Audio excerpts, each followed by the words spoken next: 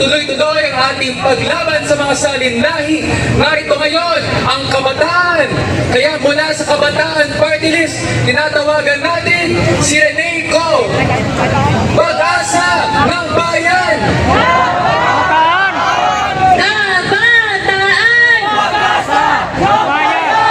Happy Youth Day po sa ating mga kabataan!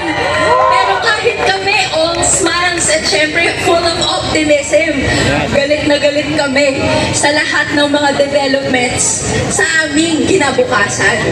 Paano ba naman to kung ang mga institusyon, kung ang mga proseso na nariyan daw para protektahan ang hustisya, ang pananagutan, ay kayang balik-baliktatin para sa mga ikabubuti lang ng ilan. Andito tayong lahat para bantayan ang Korte Suprema. Andito tayong lahat dahil may nakita tayong developments na nasa kanila ngayon ang bola para i-prove nila ang sarili nila na muling kakampi nila ang taong bayan.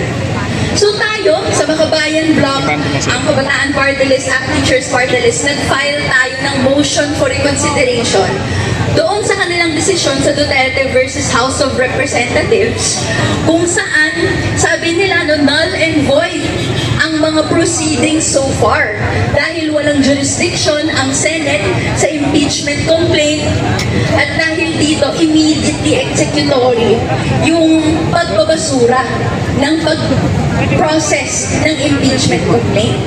Hindi lang tayo ang nag-file ng motion for reconsideration.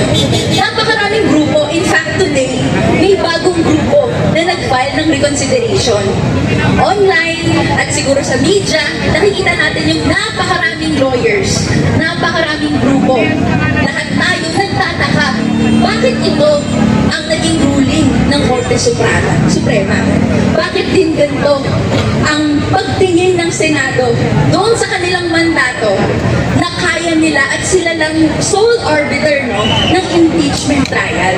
At ganito sila willing na ibasura, i-sweep under the rug yung kanilang tungkulin.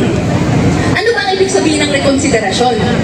Ibig sabihin nito, maghahain tayo ng petisyon at ang Korte Suprema, kung sang-ayon ang lahat ng mga final natin, dapat nilang i-review yung kanilang arguments. I-review yung arguments ng mga partido, tignan ulit yung mga evidence, decisive sa kasaysayan. Ngayong National Youth Day, ang kabataan dito ay hinahamon na dalhin ang kanilang mga classroom, dalhin ang kanilang mga organisasyon, ang kanilang mga pamilya, lahat ng kilala natin para dito magkaisa sa susunod na lundo ng laban. At tuloy-tuloy tayo hanggang makamit ang tunay na katarungan. Hanggang ang public pressure ay mag-reach ng isang point na hindi nila makikita na acceptable sa taong bayan yung patuloy na pag-ignore ng mga panawagan ng tao. Kaya kailangan malakas tayo. Kailangan ang pagsigaw natin ng conviction, pagpapatuloy ng trial ay umabot doon sa mga chambers ng Supreme Court.